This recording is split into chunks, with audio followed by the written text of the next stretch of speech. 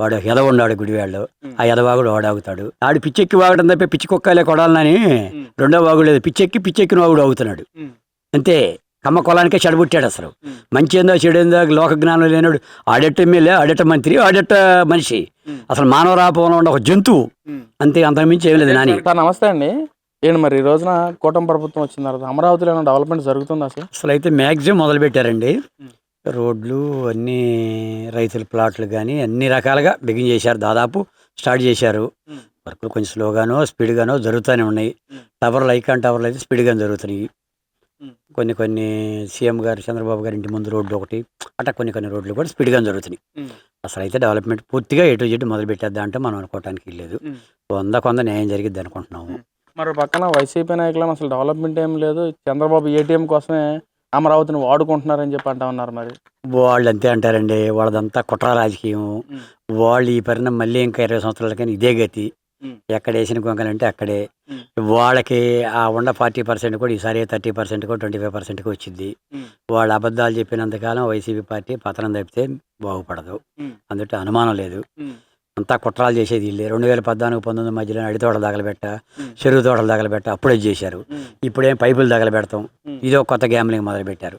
ఇదంతా gambling party. వరుసగా ఇలా 3 సార్లు కూడా పైపులు దగ్ధం అయిన పరిస్థితి చూస్తూ ఉన్నాం. మరి ఏంటి ఎలా దీని వెనకాల కుట్ర ఏమైనా దాగింది అనుకోవచ్చా సార్? అనుకోవాల్సిందే మనం. అది పూర్తిగా అయితే బయటపడలేదు. అది గవర్నమెంటే, దాని ప్రభుత్వమే దాన్ని సిబిఐ ఎంక్వైరీ చేసి ఏదో సిఐడి ఎంక్వైరీ చేసి బయటికి తీయాలి. అసలు అయితే కుట్రాపూరితంగా జరుగుతుంది. వాళ్ళ కుట్ర అనేది ఈ 3 సంవత్సరాలు కూడా కుట్ర చేసేది. ఆ ప్రభుత్వం కుట్ర. అది గాలి ప్రభుత్వం, గాలి పంకా ప్రభుత్వం, గాలికి పోయేది. ఆ కొడాల నాని ఒకడు ఉన్నాడు. అది కమ్మ కులంలోనే చెడబుట్టాడు ఆ నాని. వేస్ట్ వాగుడు, వేస్ట్ వ్యవహారం తప్పితే ఒక మంచి అయిందా, డెవలప్ అయిందా అనేది లేదు. ఎంతసేవుడికి వాళ్ళం పుడతా ఇళ్ళం పుడతా అని తప్పితే వాడు ఎదవ ఉన్నాడు గుడివాళ్ళు. ఆ ఎదవాగుడు వాడాగుతాడు. ఎక్కడ చూస్తే పైపులు తగలబెడుతున్నారు. ఆ నాని తగలబెట్టించాడు అనుకోవాలి మనం. మేము ఏమనుకోవాలి మరి? ఆ రకంగా అవుతుంటే అంటే ఓడిపోయిన తర్వాత ఏ రోజు కూడా మాట్లాడిన నాని ఈ రోజున మాట్లాడుతూ ఒక్కొక్కరికి బెదిరింపు వ్యాఖ్యలు చేస్తున్నారు. వచ్చిరండి చూసుకుందాం, ఇంకా మామూలుగా ఉండదు, ఇష్టమైన మాటలతో పదజాలంతో మాట్లాడటం. నానికి పిచ్చెక్కిందండి.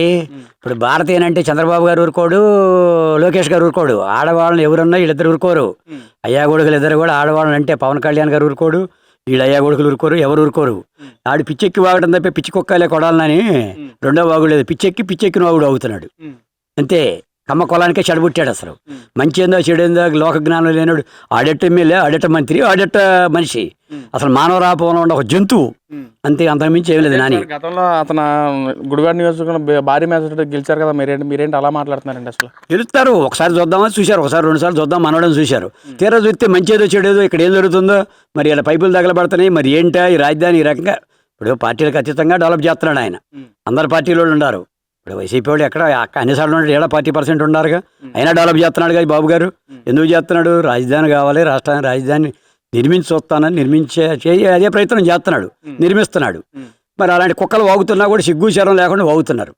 ఇప్పుడు భారతను ఎందుకంటారు? భారతను ఎవరు అనరు అంటే వీళ్ళిద్దరు ఊరుకోరు. లోకేష్ గారు ఊరుకోడు, చంద్రబాబు గారు ఊరుకోడు, పవన్ కళ్యాణ్ గారు ఊరుకోడు.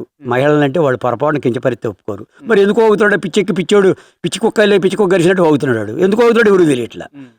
సార్ ఒకవేళ గతంలో కానీ జగన్మోహన్ రెడ్డి కాకుండా సిబిఎన్ చంద్రబాబు నాయుడు గారు ఉంటే ఒకవేళ రాజధాని ఎలా ఉండేది అంటారు? రూపురేఖల విషయంలో కానీ డెవలప్మెంట్ పరంగా కానీ ఏంటి?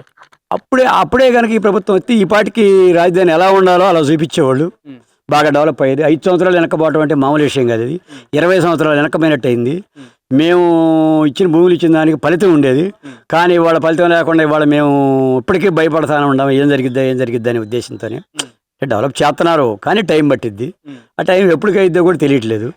అది అంతకుమించి డెవలప్ చేయట్లేదని మేము అంటలా చేస్తున్నారు. కాకపోతే ఇది పెద్ద ప్రాజెక్టు కాబట్టి 20 సంవత్సరాలు బట్టే ప్రాజెక్టు మినిమం. అంత తేలిగ్గా తొందరగా అవ్వదు. అక్కడికే వాళ్ళు మ్యాక్సిమం ట్రై చేస్తున్నారు. ప్రభుత్వ పరంగా గట్టిగా చేస్తున్నారు. చట్టభద్రత కూడా పెడతా ఉన్నారు. అది కూడా పెడితే చట్టభద్రత కనుక వస్తే చట్టభద్రత మేము కొంచెం గాలి పీల్చుకుంటాం. మా రైతులుగా భూములు ఇచ్చినందుకు. మొన్న కూడా మాట ఇచ్చారు చంద్రబాబు నాయుడు, చట్టభద్రత చేస్తాను అని చెప్పి కూడా మాట ఇచ్చారు. చట్టాన్ని అంటున్నారు. రేపేలుండి ఎప్పుడు అసెంబ్లీ సమావేశం పెట్టి 28వ తారీఖు ఏమో దాన్ని బిల్లు చేసుకొని కేంద్రంలో పెడతా ఉంటున్నారు పార్లమెంట్లో. అది కనుక అయిపోయి చట్టబద్ధత అయితే మేమందరం కొంత గాలి పీల్చుకుంటాం. అంటే ఒకవేళ చట్టబద్ధత అయితే మళ్ళీ జగన్మోహన్ రెడ్డి గారు గెలిస్తే ఏమన్నా 3 క్యాపిటల్స్ విషయాన్ని ఏమన్నా ఉండొచ్చు అంటారు? ఏది ఉండా కూడా ఇక అక్కడికి ఐకాన్ టవర్లో అన్ని పైకి లెగుత్తి చట్టబద్ధత అయిన కాడి నుంచి జనానికి అందరికి ఒక గ్యారెంటీ వచ్చింది, నమ్మకం ఏర్పడిపోద్ది. ఈ 99% కూటమే తప్పితే రెండోది రాదు. 1% ఏదో కాల ఇదైనా కూడా ఈ చట్టబద్ధత ఇవన్నీ బిల్డింగ్లు అన్ని లేచి ఉంటే అతను చేసేది ఏం లేదు. ఏడుచుకుంటేనే డెవలప్ చేయాల్సిందే, నవ్వుకుంటా కాకపోయినా ఏడుతానే రాజ్యాన్ని డెవలప్ చేయాల్సిందే. వీళ్ళు రూపాయి పని చేస్తే అతను పావుల పని ఏం చేయాల్సిందే, తప్పదు. జగన్మోహన్ రెడ్డి చేయాల్సిందే. అంటే ఇంకా 3 క్యాపిటల్స్ మీదే స్టాండ్ తీసుకుని ఉన్నట్టున్నారు కదా సార్. మరి అది వాళ్ళ కర్మ, అది మనం చేయగలిగింది ఏం లేదు. ఇప్పుడు 729,000 రైతులు 33,000 ఎకరాలు ఇటువంటి మామూలు విషయం కాదు. మళ్ళీ సెకండ్ పూలింగ్ అంటారు, ఎయిర్పోర్ట్ అని ఏదైనా అవన్నీ తర్వాత విషయం. ముందు డెవలప్ అయిపోతాయి, అయిపోయాక నెక్స్ట్ స్టెప్ ఎత్తారు 29లో. ఇప్పటికి ముందుకు పోయినా అలా ఉంది. 29 నాటికి మేము మళ్ళీ క్యాపిటల్ డెవలప్ చేసుకుంటారు అవతల. మరి ఇటు పక్కన వైజాగ్ చూసుకున్నట్లయితే అసలు వైజాగ్ డెవలప్మెంట్ చేసిందే జగన్మోహన్ రెడ్డి. వైజాగ్ మొత్తం ఒక రూపకల్పన చేశాడు జగన్మోహన్ రెడ్డి అంటా ఉన్నారు. మరి ఏంటి ఏం చేశాడు? ఆయన ప్యాలెస్ తప్పితే ఏం కట్టింది లేదండి. ఆయన ప్యాలెస్ ఒకటి కట్టుకున్నాడు తప్పితే ఆయన రెండో పని ఏం చేసింది లేదు. మిగతా ఇవాళ వీళ్ళు సాఫ్ట్వేర్ కంపెనీలు అన్నీ తీసుకొస్తున్నారు, గూగుల్ అని ఇవన్నీ చాలా తీసుకొస్తున్నారు వీళ్ళు. కోగనిజెంట్ అని, గూగుల్ అని, ఇయ్యని నిన్న ఉత్తరాదిన స్టీల్ ప్లాంట్, పెద్ద ప్లాంట్ 130,000 కోట్లతో అది ఒకటి పెడుతున్నాడు బాబు గారు. ఉత్తరాదిని డెవలప్ చేసేది ఈ కూటమి ప్రభుత్వమే. అంతేగాని అసలు వైసీపీ చేసింది 0. రెండోది లేదు. గంజాయి బొంజాయి అట్లాంటివి అన్ని డెవలప్ చేశారు. ప్యాలెస్ కట్టుకున్నాడు జగన్మోహన్ రెడ్డి. అదేంటి సార్, అసలు నేనే తీసుకొచ్చాను కానీ చంద్రబాబు పేరు మార్చుకుని నేనే తీసుకొచ్చాను గొప్పలు చెప్పుకుంటానని చెప్పి అంటున్నారు. నిన్న కాక మొన్న వచ్చిన స్టీల్ ప్లాంట్ కంపెనీ విషయంలో కూడా జగన్మోహన్ రెడ్డి ఏమలోనే అవి తీసుకొచ్చారని చెప్పి కూడా మాట్లాడుతున్నారు. జగన్మోహన్ రెడ్డి కాకపోతే అసలు స్టీల్ ప్లాంట్ వచ్చేదే కాదని చెప్పి కూడా మాట్లాడుతున్నారు. ఏం జరగలేదండి, అన్ని అబద్ధాలండి. అబద్ధాలు తప్పితే ఆ కూటమి వాళ్ళు చేసింది ఏంటంటే ప్యాలెస్ గంజాయి ఎక్స్పోర్ట్, గంజాయి దిగుమతులు, బహుమతులు, ఎగుమతులు అన్నీ బాగా చేశారు. వాళ్ళు చేసింది అది తప్పితే వాళ్ళకి అంతకన్నా చేసింది ఏమి లేదు. ఆ మందు, పిచ్చి మందు, గంజాయి ఇది తప్పితే వీళ్ళు చేస్తున్నారు ఇప్పుడు కూటమి ప్రభుత్వం.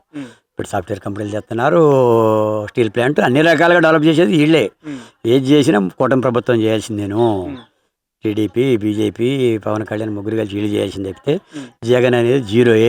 నా లెక్కలో ఈసారి వచ్చే 35% రాసి పెట్టుకోండి కావాలంటే మీ మీడియా సాక్షిగా చెబుతున్నా. అదే సార్, ఇక్కడ అమరావతిలో కూడా ముఖ్యంగా రైతులందరూ కూటమి ప్రభుత్వం తీవ్ర వ్యతిరేకత వచ్చేసింది. ఇక్కడ అమరావతిలో రైతులు మొత్తం తిరుగుబాటు చేయబోతున్నారని చెప్పి కూడా మాట్లాడుతున్నారు కదా. రైతులు 90% బాగానే ఉన్నారు.